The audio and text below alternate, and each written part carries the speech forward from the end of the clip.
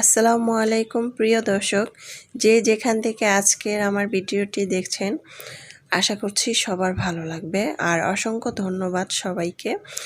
আজকে আমি একটি রেসিপি নিয়ে এসেছি, রেস্টুরেন্ট স্টাইলে ফ্রাইড রাইস।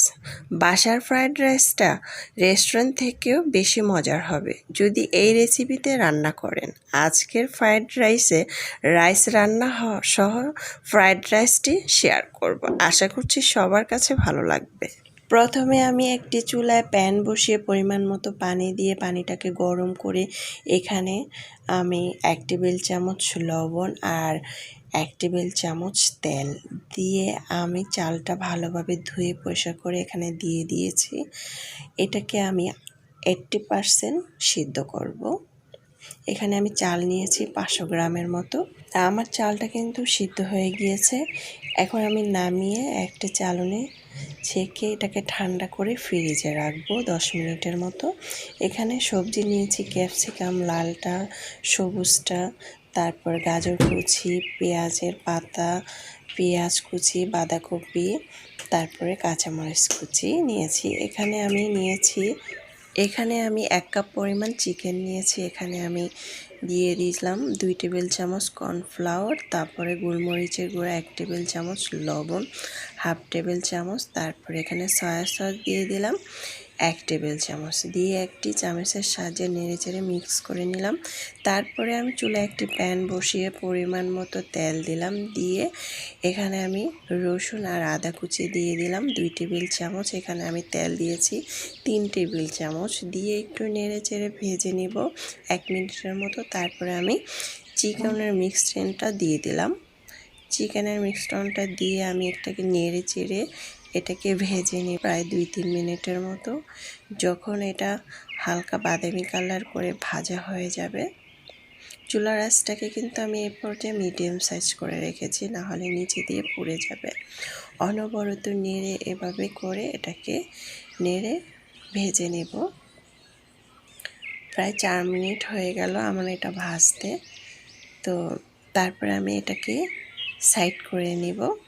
সাইড করে আমি এখানে একটি ডিম দিয়ে দিব। আপনারা চাইলে এখানে 2টি বা 3টি যে যত খেতে ভালোবাসেন তত দিতে পারেন। আমি একটি ডিম দিয়েছি, দিয়ে নেড়ে চেড়ে এভাবে করে মিক্স করে ভেজে নেব। এখন এক এক করে আমি সবজিগুলো দিয়ে দিব।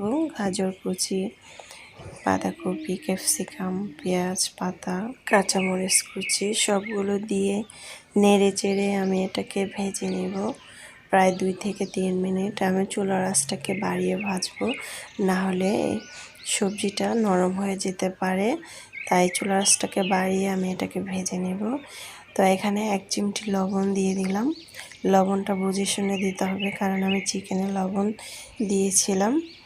তারপরে অনবরত নেড়ে চেড়ে মিক্স করে নেব। লবণটা দেওয়ার পর পানি উঠতে পারে, তাই চুলার আঁচটাকে বাড়িয়ে রাখতে হবে।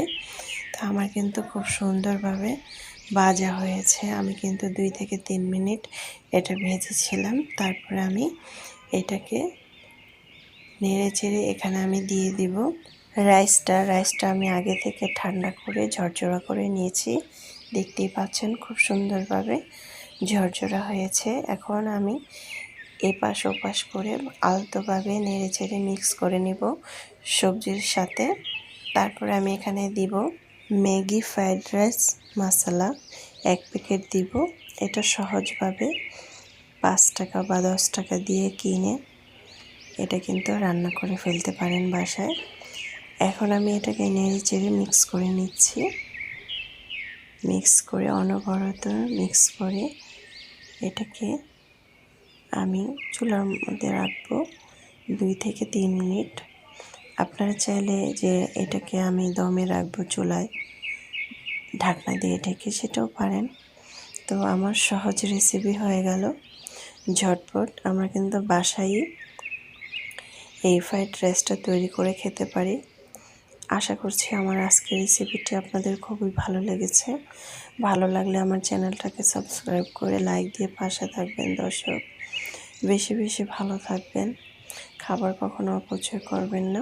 বেশি বেশি গাছ লাগান এবং পরিবেশ বাঁচান। দেখতে খুব সুন্দর লাগছে মাশাআল্লাহ, খেতে তো আলহামদুলিল্লাহ। আমরা কিন্তু বাসায় ছুটির দিনে এটা বাচ্চাদেরকে তৈরি করে খাওয়াতে পারি। অনেক সময় বাচ্চারা কিন্তু বাইরে যায় এই রাইসটা খেতে চায়, তো আমরা কিন্তু ঝটপট এটা বাসায় উপকরণ দিয়ে তৈরি করে ফেলতে পারি।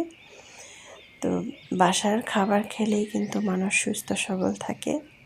বাচ্চাদেরকে কিন্তু আমরা এটা তৈরি করে খাওয়াতে পারি সব সময়। এখন আমি পরিবেশন করে দেখাবো।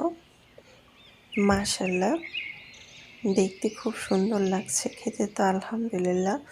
গরম গরম যদি এটা খাওয়া হয় তাহলে কিন্তু অসাধারণ লাগে, কারণ ফ্রাইড রাইসটা গরম গরম খেতেই ভালো লাগে। দর্শক বেশি বেশি ভালো থাকবেন। আল্লাহ হাফেজ।